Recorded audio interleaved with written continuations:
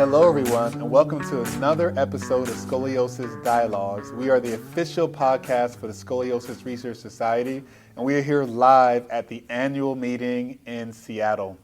I am extremely excited to have the incoming president of the Scoliosis Research Society, Dr. Marinus de Kleuver, and I just want to welcome you for coming on the podcast today. Thank you very much, Jason. Glad to be here. So for those of you all who listen to our podcast or weren't able to be here in Seattle, we wanted to get to know you a little bit more as our incoming president. We know you from your amazing research and for how much you have been in service to the SRS, but we know that's not where you started. And so I would just be curious to know, just tell us about your background. Where were you born? And tell us about your parents a little bit also. That's going back a long way. Yeah. Happy. So I was born in the Netherlands, a small country in Europe, and I grew up there till the age of 8, 9, and my parents moved to England for my father's work. He was an engineer and he was working for an electronics company called Philips. And we moved to the UK and I went to school there for about 10 years. After that, I decided to, and I like the word, I reunited with my roots. So I moved back to the Netherlands to study medicine in the Netherlands. Okay. Excellent. And so I know for some of us who are in the U.S., medical school is normally 4 years. In the Netherlands, you all are in school for 3 years? It's actually slightly different again. It's 6 years because we go straight from what you would call high school into university, and it's a 6-year program. And at the time, it was 4 years preclinical and 2 years clinical, and it's a bit lower. Nowadays it's 3 and 3. So it's 3 years of preclinical work and 3 years of clinical work as an intern. Excellent. Yeah. How about your siblings? How many siblings do you have, and did they decide to follow the medical path also? Well, no, I'm the only one in the large family. I've got 37 cousins. Wow. Exactly. My grandparents had quite a few children. I'm the only medical person. No, there's 2 medical people in the whole group of 37. I have totally no medical background in my parents or my sister. I do have one sister, but I'm the odd one out in the family. Awesome, perfect. And so, there are a lot of ways you could have, or specialties you could have chosen besides orthopedics. Who were your mentors in orthopedics that made you decide that this is how you wanted to dedicate your life? I was playing a lot of sports at college or university, as we would call it. And I was actually rowing seriously, and I was always interested in physiology and sports. And as you probably are aware, a lot of orthopedic surgeons are very much into sports. And so I was always intrigued, and I knew that I didn't want to go into fields such as internal medicine, pharmacology, neurology. I actually did think of becoming a family doctor because of the breadth of the field. But then I stumbled into some research where I was doing some studies on the first CD instrumentations in the Netherlands. And as an intern researcher, I was just doing some summer work just to pass the summer through. And that's how I kind of got enrolled into spine surgery. Okay. There were some other routes as well. Actually, I was going to be a hip surgeon. I did a PhD in hip surgery. I did a lot of work on pelvic osteotomies. But in the end, I kind of grew into spine surgery. That's excellent.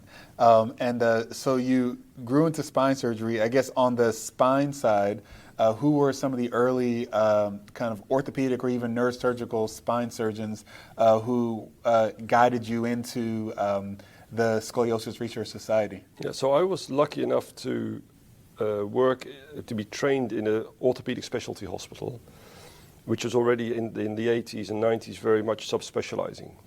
And there was a senior surgeon there who was a well-known spinal deformity and scoliosis surgeon called Gerard Slot, and he developed Slot-Zielke rods, for example, and Zielke is a famous German spine surgeon who developed the anterior spinal surgery, anterior spinal corrections. So he was my mentor. He was around about 60. He was getting a bit fatigued in surgery. The days were a bit heavy for him. But I remember him at the end of the day asking, when I was a resident, whether I would be interested in continuing his spine practice. And I remember saying, oh, no way. All these long surgeries, I was planning to be a hip surgeon. But he actually was a really inspiring old school spine surgeon And the thing I really appreciated about him, and what I do like about spine surgery, is the fact that you get to know your patients very well. You know, where the most fields in neurosurgery, orthopedics are becoming so short-term relationships, whether it's sports medicine or hip replacement or knee replacement.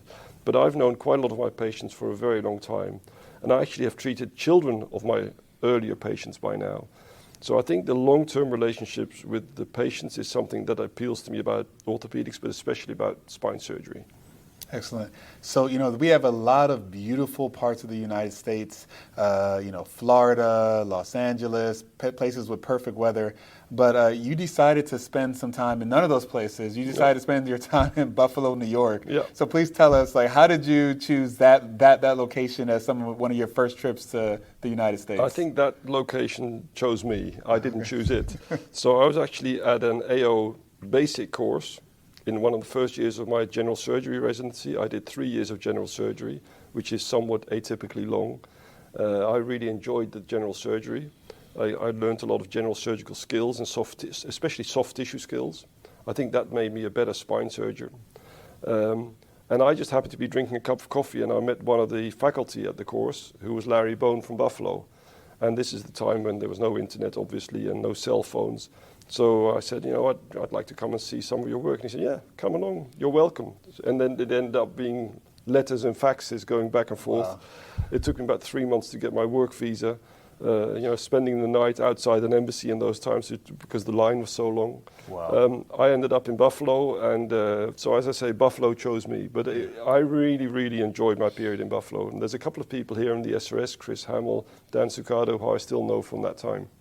That's excellent. So, you know, I know a lot of us that are kind of young in the SRS, the presidential line seems like this almost unattainable, like, peak of the mountain. But we actually just came from a leadership course that's going on here at the SRS, where a lot of the past presidents were talking about their journey. And what you all described it as was a journey with no one specific way to get to the presidential line. So within the SRS, if you could just kind of let our listeners know what your journey has been into the SRS with regards to your committee involvements, kind of the things you were asked to lead that kind of got you to this point. So that's a great question, Jason. So I had heard of the SRS because the mentor I just talked about, Gerard Slot, was one of the first international members of the SRS, and he'd talk about going to the SRS. I didn't even know what it was, but he was going there with his black tie. And so I submitted some papers, and they got accepted as a poster, and before I knew it, I was in Cairns, Australia, for one of the SRS meetings. And that was a meeting with about 400 participants. Wow. And the Thursday afternoon used to be a free afternoon. And we're taking this interview now on a Thursday afternoon when we've just completed a half-day course. But in those days, Thursday afternoon was a social event. And I actually talked to lots of people I only knew by name from papers while going through the zoo in Cairns. And then another day, I don't even know which day, we went on a snorkeling trip to the Great Barrier Reef. That's how I met people.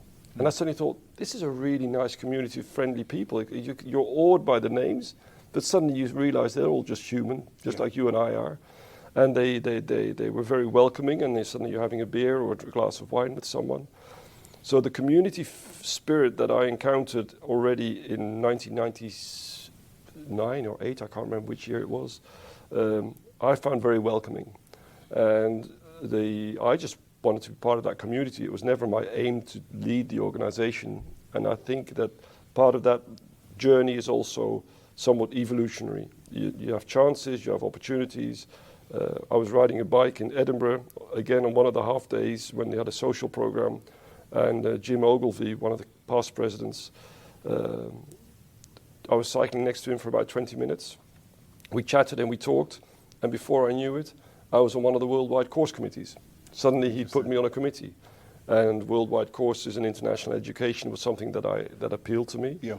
And sooner or later, Larry Lenke invited me to an SRS strategic event in San Diego. I'd never been to the West Coast, let alone San Diego, and here I am, one of the younger doctors at an SRS event hosted by Larry Lenke, a name I only knew of from the literature and as one of the biggest names in spine. So there's something about the community which I really find inspiring and something that I really would like to cherish in this organization. There's something about the scale. It's not too big, it's not too small. there's collegiality, camaraderie. And so I've had opportunities, but it was never a preset destination that I was aiming for. That's really interesting. You know, I think so. I'm from the U.S., but the SRS is an international society, and I know definitely over the last decade, the SRS has strived to highlight the international diversity of our membership. You are, and don't quote me on this, I think the third, the third kind of, we don't call it international, but non-U.S. SRS president. What do you think that means for the SRS to continue to expand the diversity of our international members? I think that's hugely impactful and important. So I am indeed the third person, OUS. I keep having the word OUS is interesting. It's very US centric. Yeah. On the other hand, our legacy is US centric. And you know, in the past we had international members and regular members. Now we've harmonized all that. I think for any organization to open its windows and doors creates innovation and renews it and gives fresh air or fresh blood to it. And that automatically creates a better and stronger organization.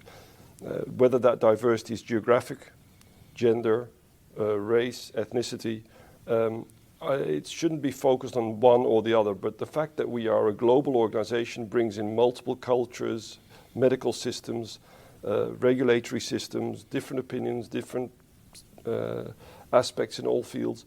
But the commonality is that the human body is pretty similar all over the world.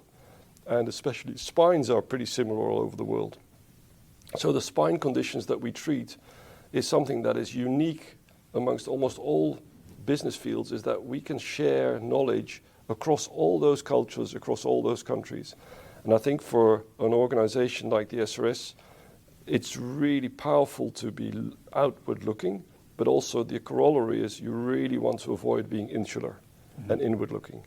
So I think having members from outside the United States, and currently 37 or 38% of our members are from outside the US, is important.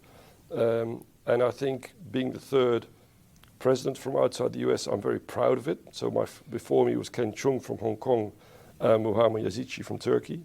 I'm very proud to be one of the earliest members from outside the US.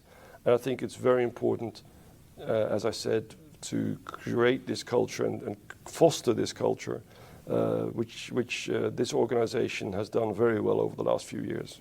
Perfect. So if no one knew, just as we close, if no one knew you were a spine surgeon, what would you say is potentially the most unique thing that we wouldn't know if we Googled Dr. de Kleuver's name? Oh, that's an interesting one. I kind of pulled that one out of my pocket. You pulled that one out of my pocket. For that one.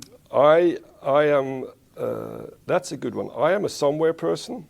I have my roots in the country where I live. I've had the opportunity to emigrate. I've worked abroad, but I never, after living a stint in the UK for 10 years, I decided to stick to the Netherlands. So I'm a somewhere person, and I'm definitely also an outside person. Here at the hotel where we are currently, I have gone to the gym, but almost always I'll go for a run outside. I'll go for hikes in the summer outside. I'll go to the Italian Alps, the Italian Dolomites. Wherever I am, I'll bring my running shoes.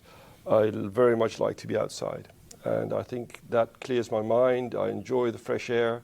And I think, so if you want to find the person behind me, apart from the medical professional, it's a person who enjoys outside sports. Excellent. Dr. de Kleuver, congratulations for becoming the next SRS president. As I've heard, you're going to probably have the busiest year of your life coming up for you. But we are so happy for this next step, and I'm sure the SRS is going to be better for it. Thank you very much, Jason. It is a busy year, but I really am enjoying it as well. So I'm honored to do it, I'm glad to do it, and I'm enjoying it as well. Awesome. To the rest of our listeners, stay tuned for more episodes coming from the annual meeting, where we're going to be highlighting our award winners, our Hibbs Award winners, and many of the other poster winners that are going to be coming from the annual meeting. And thank you again for tuning in. The Scoliosis Research Society is a nonprofit professional organization made up of physicians and allied health personnel. Their primary focus is on providing continuing medical education for healthcare professionals and on funding and supporting research in spinal deformities. Please visit srs.org for further information.